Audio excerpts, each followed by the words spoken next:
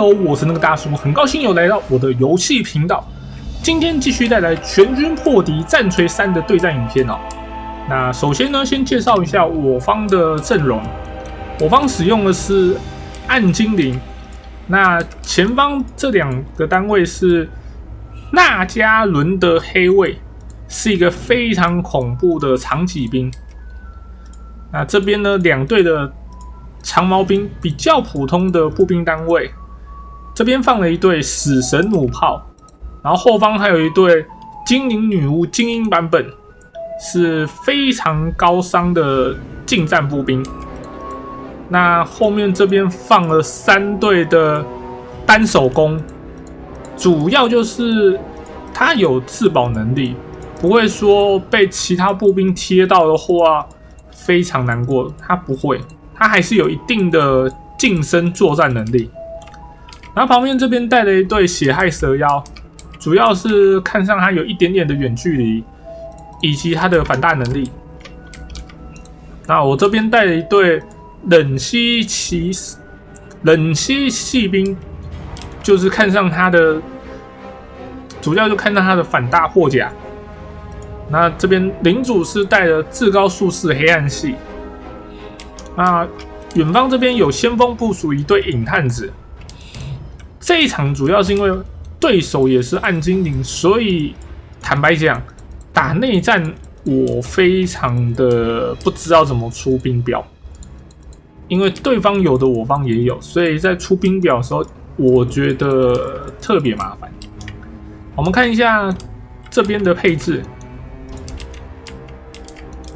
暗黑騎手連射弩一隊，然後普通一點的暗黑骑手一隊，空中带了陰森女妖一队、2队、3队，還有一隊凶蠻蠍尾獅，影探子巨劍士，這個就比較特別一點了，比較少看到用。然後這邊也是一隊死神弩炮，然後也出了一隊單手弓。然後納加倫的黑衛一隊，這邊也是一樣出的是那個至高術士，不過他帶的是黑暗系法術。好，出了一隊非常昂貴的單位，這個恐懼騎士這一隊非常貴，不過他有120的護甲，加上他有帶盾牌，他貴是有貴的道理的。然後最後這邊他帶了一隊災虐戰車，其實坦白講，我不太喜歡帶戰車，因為戰車非常需要操作。好，我們來看一下雙方的交戰。一剛開始都是炮兵互轟哦，這沒有問題，因為炮兵剛好距離是一樣的啊，所以就是先互相轟一下。好。我方瞄準的是對方非常昂貴的長戟兵啊！長戟兵這種東西一定要優先打掉。然後陰森女妖發現了躲在森林裡的影探子，啊，對方就是二話不說一個法術下來，非常漂亮。這個法術損失了25%的生命，對方不怕死的直接招呼過來，然後這邊放了一個法術。這個很傷哦！我方這隊影探子基本上還沒有做事情，就已經半血沒了。然後，漂亮！這個法術砸下來，對方剩下將近只剩下25%的血。我方放這個法術其實算蠻值得的，算是有放到東西。好，面對大量的陰森女妖這種干擾部隊，看一下会發生什麼事情。基本上他應該會先抓我方的弓箭手這種單位啊，弓箭手跟炮兵這種遠程單位一定會想辦法先優先壓火，尤其像對方這種兵種這麼多，不好處理，場面會非常混亂。然後這邊對方的恐懼騎士也直接衝過來抓長矛兵了，然後這隊長矛兵被這2個昂貴單位夾着，基本上這隊應該會直接蒸發。對方領主回線啊，然後看一下對方回來要幹嘛。他直接撞弓箭手，漂亮。因为對方也是騎乘凶蠻蠍尾獅，凶蠻蠍尾獅你不要想去抓什麼長毛兵，抓其他東西，你自己會死。不過血量太少，現在又舉旗投降了。然後對方的陰森女妖還在干擾，對方的陰森女妖太多了，沒辦法處理完，非常不好處理。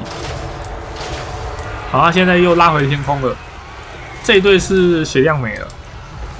哦，他爭取了蠻多時間的。哦，這個法術放下來，有讓恐懼騎手再扣了一點血，但是似乎不是很夠。我們看一下這邊的戰線，這邊戰線基本上對方都拿下來了，因為要面臨陰森女妖的不斷的干擾，其實影響真的很大。好，你看現在下來，讓我方遠程單位不能做事情，然後對方的連射弩就可以在旁邊不斷的偷點。不過他很可惜，他不是點我方的蛇妖，他是在點弓箭手。陰森女妖就是要這樣子使用，把對方一些重要的單位給牽制住，或者是讓遠程單位啞火，然後這個時候你就可以在安全的位置不斷的輸出。雖然說陰森女妖對沒有說應該打着自己會消失或會蒸發，但是會爭取到很多時間，可以換到很多時間，這就是它的作用。好，對方這邊，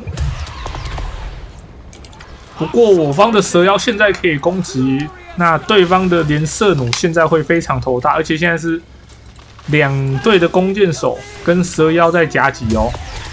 他這邊應該會活不下去。我們看一下這邊的戰場。好，我方這邊基本上已經從陰森女妖的干擾走出來哦。現在精靈女巫在追對方的影探子，其實他是可以轉頭有一戰的本錢的啊。而我方精靈女巫已經沒有血了，這個基本上衝過去撞下也是。我方是蒸發才對。恐懼長毛兵在趕對方的弓箭手，這種就是很明顯就是老樣子，又是開了近戰規避那一種。這個完全追不到，這邊他是完全追不到。那我們其他的部隊也是都還在走，這邊應該是打完了。對方陰森女妖又回線，這有點誇張，感覺他隨時想回線都可以。好了，我方的冷息撞下，把對方影探子撞下去，不過士氣還承受得住。我們看一下這個法術放下來可以造成多大傷害。這個毀滅閃電有一點可惜，炮架沒有打掉。這個炮架沒打掉，只要炮架沒有打掉，對方就還有可能性可以繼續輸出。能看一下，對方只要炮架還在，那個炮兵就還可以做事情哦。好，那現在是被圍剿，那他基本上就不用做事了。差不多，對方的單位應該都沒了，我們這邊就加速過去了。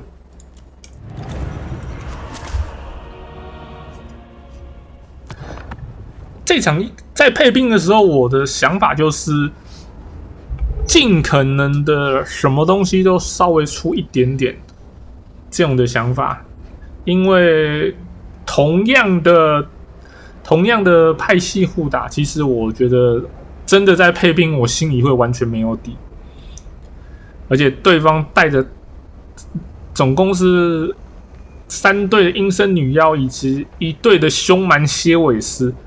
這種干擾性質很強的組合，打起來其實在前面的時候會覺得非常的吃力。不過好險的是，我方的長戟兵有撐住，然後精靈女巫也有撐住，弓箭手算勉勉強強，然後影探子基本上沒做事，然後就被打完了，這個有點可惜。那我方的精靈單位也算還好，沒有太早就送掉。然後法師的法術這次有點可惜，我覺得發揮的沒有到很好，就是砸下來感覺打的東西不是很多，但是基本上沒有因為陰森女妖的影響而導致像是例如說這兩隊長戟兵都因為在影響之下，然後被對方像是連射弩之類的東西快速打殘，或是直接打跑，那這一盤就真的不好講。主要是很多東西比較昂貴，這些單位都有保留下來，沒有說在第一時間交火的時候被對方打跑。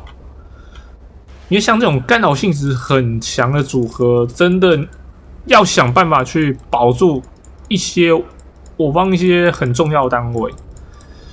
其實像這種時候，你炮兵可以放掉，影探子坦白講，其實放掉也是可以。這場是因為剛好完全沒有做到事情。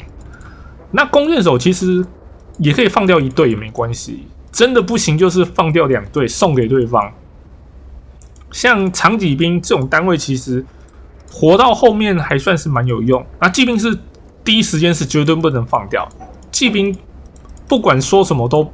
整場戰役裡面，這種高機動單位是絕對不能放掉的單位。蛇妖其實坦白講，這種單位其實我會覺得蠻糾結的，因為它有高機動性，然後它又是單體巨獸，但是通常這種單體巨獸又非常容易因為被牽制而第一時間蒸發。如果要保它，你的做的那個犧牲其實有可能會更多。所以像蛇妖這種單體巨獸，我真的覺得非常吃當時的狀況，就是要不要選擇放棄。這種我真的覺得非常吃狀況。然後前面這2隊恐懼長矛兵，其實我是覺得要放掉一隊也是可以。啊，領主覺得說什麼都不能放，不管哪個派系，領主我覺得都是一定要保，領主很重要。好。那以上就是今天影片所有的內容。如果喜歡我的影片，幫我點讚並且分享出去。我是那個大叔，我們下次再見，拜拜。